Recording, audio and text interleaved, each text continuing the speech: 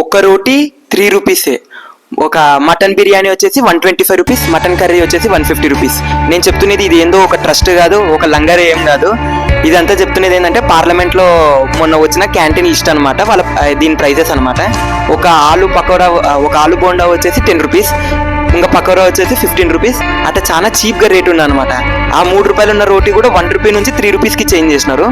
Mutton biryani మనం తింటే గానీ ఒకటి 300 ఉంటుంది, కానీ మటన్ బిర్యానీ వచ్చేసి 120 రూపీస్.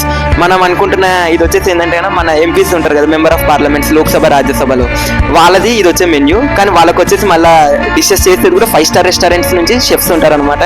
కానీ వాళ్ళు చూడండి ఎంత తక్కువ తింటున్నారో. మనం బయటకు పోతే కానీ ఒక్కొక్కటి 500-600 లేకునేది, అదే 5 స్టార్ రెస్టారెంట్ ఖచ్చితంగా 2000-3000 అవుతుంది.